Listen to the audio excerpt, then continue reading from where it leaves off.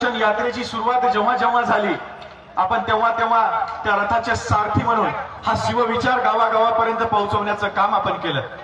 दादांना सांगण्याला मला अतिशय आनंद होईल की 2007 पासून रायगडावर शिव राज्याभिषेकाच्या वेळेस आदरणीय शिवशाहीर सुरेश जाधव यांचा संच त्या ठिकाणी असतो। शिवस्मारकाच्या पूजनाच्या वेळेसचा मान शिवशाहीर शिवराष्ट्रशाहीर सन्माननीय सुरेश जाधव यांना मिळाला आणि अमेरिका असेल दुबई असेल अशा अनेक देशामध्ये छत्रपती शिवरायांचा विचार त्यांनी या ठिकाणी पेरत आहेत आणि गेल्या कित्येक दिवसापासून शिवविचाराचं हे इंद्रधनुष्य आपल्या खांद्यावरती घेऊन शिवविचाराचा हा जगन्नाथाचा रथ समंद महाराष्ट्रामध्ये फिरवण्याचं काम शिवशाहीर सुरेश दादा जाधव यांनी केलेलं आहे। पुन्हा एकदा या ठिकाणी आपल्या सगळ्यांचं आदरणीय मनोजदादा जारंगे यांचं आगमन झालेलं असताना एकदा जोरदार टाळ्यांच्या गजरामध्ये आपण त्यांचं स्वागत या ठिकाणी करूया। जोरदार टाळ्या। कृपया या मंडपात समोरच्या टाळ्यांची गर्दी तेवढी मागचा आवाज जरा आला पाहिजे, कारण ज्या माणसानं आपल्या पायाची चालणी केली, अंगाला ज्या केसाची छिद्र कमी असतील परंतु त्या प्रत्येक छिद्रामध्ये सलाईंच्या सुया टोचण्याचं आणि शरीराची चालणी करून घेण्याचं सामर्थ्य ज्या एका माणसाच्या या शरीराने दाखवलं।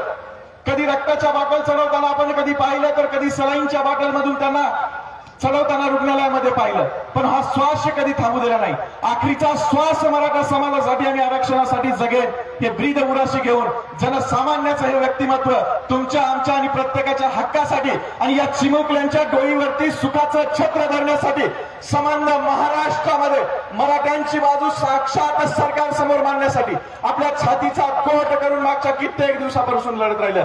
पुन्हा जोरदार टाळ्या, प्रत्येकाच्या टाळ्याचा आवाज।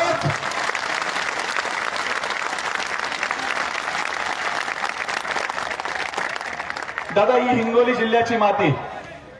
हिंगोली जिल्हा हा महाराष्ट्राच्या नकाशावरती अगदी छोटा जिल्हा, परंतु जेव्हा जेव्हा नवीन क्रांतीची सुरुवात होते, जिल्हा जरी छोटा असला तरी आम्ही मोठी माणसं म्हणून आपल्या समोर या ठिकाणी येत असतो आणि आमचं दिलेलं काम प्रत्येक नीट चोखानं पार पडत असतो। हा प्रत्यय आपण वेळोवेळी घेतला आणि हिंगोली जिल्ह्याची टीम आपल्या संबंध यामध्ये राहिली।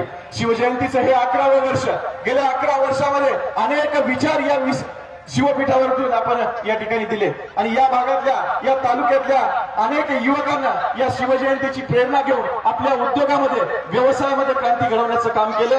असे अनेक कार्यक्रम या ठिकाणी आपण राबवत असतो। बाजूला दादा मागच्या 2 दिवसापूर्वी तक्षशिला धम्म परिषद झाली, म्हणजे बाजूच्या मैदानावरती भीमरायाचा विचार आणि या मैदानावरती शिवरायाचा विचार, त्यामुळे 2 भीमराय आणि शिवराय या जगाला सांगण्याचं काम या मातीतून आम्ही करत आहोत। म्हणून